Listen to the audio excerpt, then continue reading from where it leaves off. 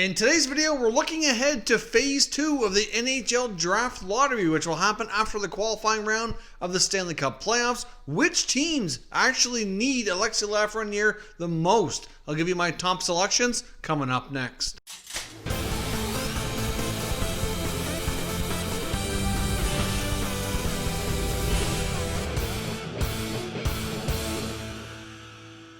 So welcome back to another video here at Top Shelf Hockey. Now, as I mentioned, we have the NHL Draft Lottery that took place back on June 26th, and the big dramatic ending is that we do not know who holds first overall in that draft. We know there's going to be a placeholder team, so one of the 16 teams competing in the qualifying round, the play-in round, I guess we'll call it, for the Stanley Cup Playoffs will have an opportunity at first overall. So once we have that round of playoffs completed, the 8 losing teams will then go into Phase 2 of the Draft Lottery, and out of that, they will all have equal weighting for an opportunity to draft Alexis Lafreniere, who is bound to be an impactful, immediate jump here on any NHL team that's lucky to get him.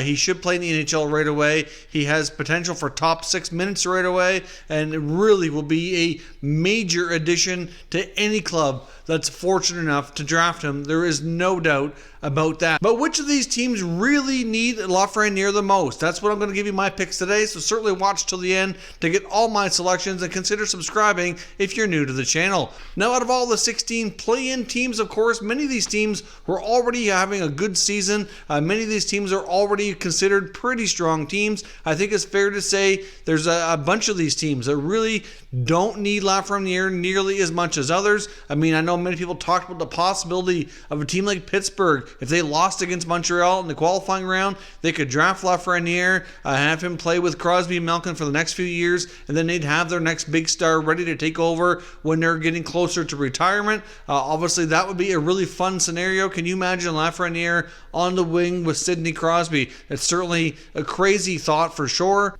Another team like the Edmonton Oilers with McDavid and Draisaitl, can you imagine Lafreniere playing alongside Connor McDavid? That is an absolute disgusting thought. I mean, really, that would be unfair for Edmonton. We know they've had more than their fair share of first overall picks in the last decade or so, so it's certainly a crazy thought, but clearly Edmonton is technically in the running, and if they lose against Chicago, well, clearly they will be in this lottery as well. So as much as there's some really fun scenarios to think about, obviously teams like Pittsburgh and Edmonton don't really need Lafreniere nearly as bad as other teams. So what I'm going to do is, we recently completed some NHL qualifying round predictions as a community. I had all of our viewers and subscribers vote on community posts here over a number of days where we predicted which teams would win those 8 play-in series. So we're going to look at the 8 losing teams that we've already predicted, and I'll tell you which ones I think absolutely deserve Lafreniere more than the others. Now, out of the 8 teams, just to give a quick reminder here, who we predicted to lose. Now, in the Eastern Conference, we had the Columbus Blue Jackets, the Montreal Canadiens,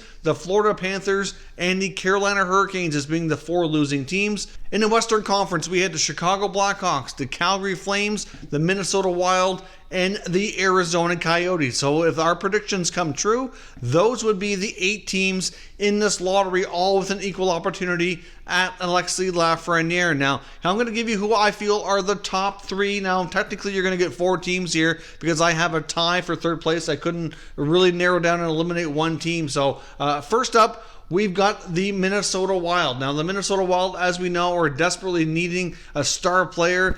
They really need an offensive push. They certainly started to get some good progress near the second half of the season. Kevin Fiala really had a big season for them. They have Kaprizov on the way. He's bound to be a star player. It looks like he has all-star potential written all over him, so that's a nice jump. But they could certainly benefit from having a top-tier talent like Lafreniere. It's bound to see some change from GM Bill Guerin with Minnesota this year once we hit the offseason. It's highly speculated we might see a long-time forward like Zach Parise get traded. There was very close to having a deadline deal done between the Wild and the Islanders for Parise to rejoin his old GM Lou Lamoriello with the Islanders, so that's a possibility that we might see revisited during the offseason. Like, Minnesota's bound to see some change, so GM Bill Guerin can really leave his mark on his team and start to mold it for the future, and adding a guy like Lafreniere would be an absolutely huge steal for this Wild team. Now, as much as they need Lafreniere, I don't feel they need him as much as a few of these other teams that we're going to talk about next.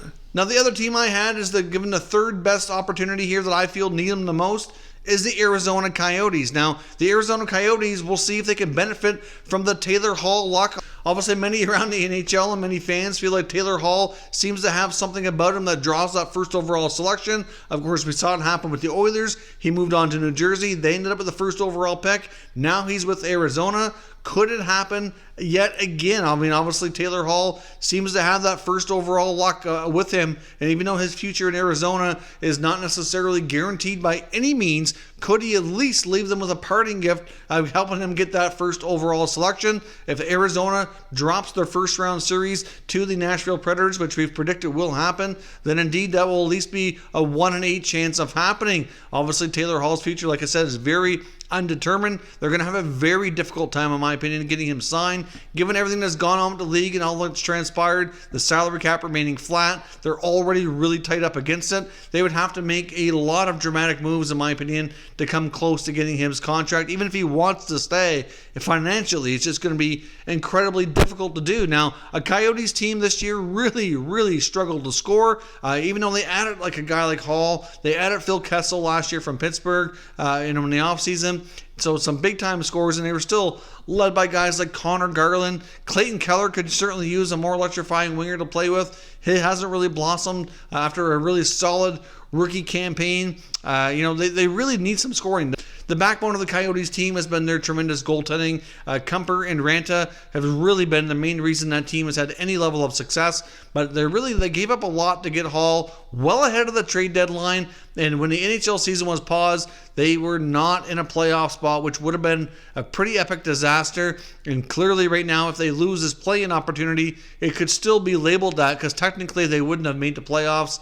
And even though they might have a shot at Lafreniere, that's clearly not what they were going for. And if you would have asked John Chayka, general manager of the Coyotes, before Christmas, what he thought of this team, he wouldn't have been going for a draft lottery spot. He thought he was adding Taylor Hall to really make a playoff push and be closer to being a contender, especially a team who could win that Pacific Division. At least at that point in the year, it looked like they were in contention to have a good shot to do that, but things just did not work out at all. So as much as the Coyotes do really need Lafreniere, that team's really been needing some star power for some time. They may not be able to hang on to Taylor Hall to be that guy. They lost out a few years back on Austin Matthews, the best player to ever come out of Arizona, who ended up going to Toronto when they won the draft lottery. Fortunate luck to be able to draft him. And now, if they can get Lafreniere, that would be an absolutely huge thing for them. They need a new arena deal. That's certainly paramount for their new ownership there to get figured out.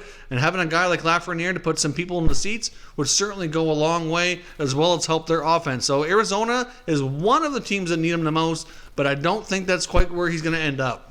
Now, in my opinion, the team I have pegged as the second most likely to get Lafreniere, who need him the most, is the Columbus Blue Jackets. The Columbus Blue Jackets are a team who saw a mass exodus out of Columbus during free agency last year. They went all in at the deadline to acquire guys like Matt Duchene and Ryan Dzingel, and they gave up quite a bit to do so. They did win the first round of playoff hockey in franchise history, which was a very nice accomplishment.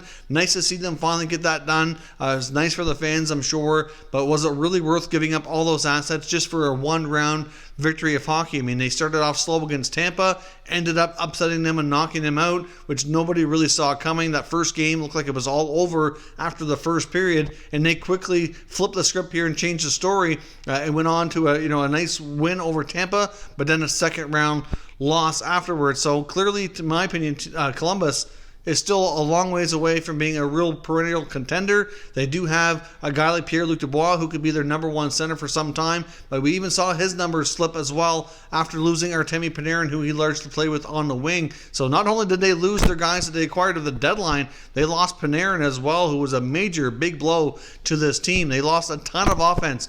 Now, they also lost all-star goaltender Sergei Bobrovsky, but that's the one part of the team where they didn't miss a beat. Guys like Jonas Korpisalo and Elvis Merzlikins really stepped in and really became solid pieces of the puzzle here in Columbus to keep the puck out of the net. They were really a big reason why Columbus was hanging around a playoff spot for most of the season. And they also have some really solid blue liners. Jones and Werenski, one of the top pairs in the league. Their number two pair is also pretty solid.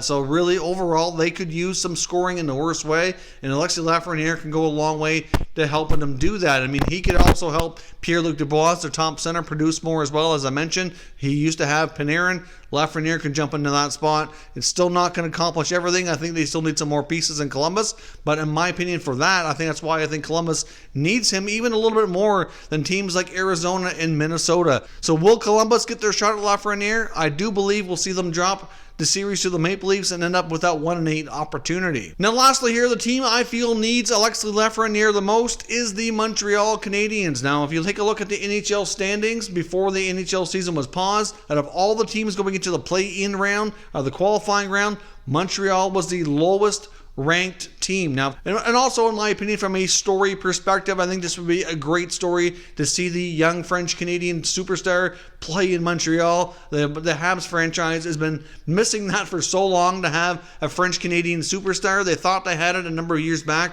with Louis LeBlanc. That never worked out at all. He would end up being a draft bust, and it's been a long time coming. Now, as I mentioned, leading into this 2020 NHL draft, of course, and this I've been saying this for all year, really long before the pause or the pandemic or anything hit.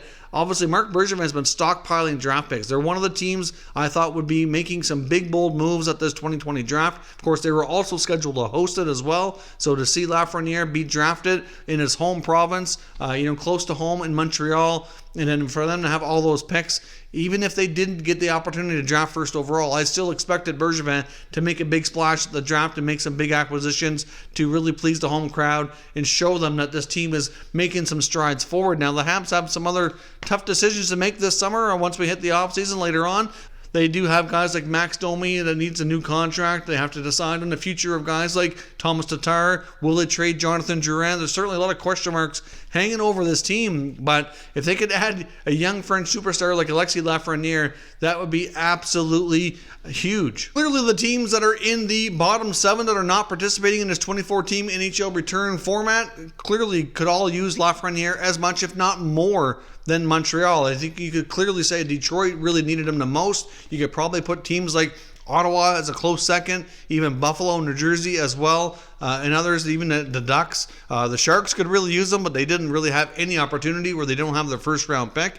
But obviously, out of all the teams that do have a legitimate shot, my prediction is that he ends up going to Montreal. I don't see the Habs beating Pittsburgh in their play-in series. Yes, if Carey Price gets on a hot streak, anything's possible, but I just don't see it happening. I just have a feeling that the story is going to be that the Habs lose to Pittsburgh, they go into the draft lottery, and even though they're not going to be hosting the draft and have everything play out as a little bit more of a storybook ending here, I still think Alexis Lafreniere dons the Habs jersey and becomes a Montreal Canadien going into next season. That's my prediction, and that's what I think out of all the teams that are having an opportunity at least need him the most. But clearly Lafreniere to Montreal is a great story, and that's kind of what I'm rooting to happen here based on all the potential scenarios. So let me know what you think in the comments below. And of all the teams that have an opportunity to draft Lafreniere, the 16 teams participating in the play-in round, who do you think the losers will be and therefore have an opportunity? And out of those teams, who really needs this player more than any other? Let me know your thoughts down below, and we'll continue discussing further. If you're new to the channel, consider subscribing and turning on your notifications so you don't miss any future content. And give this video a thumbs up if you enjoyed it. I'd appreciate it if you did. As always, thank you for watching, and I will catch you next time.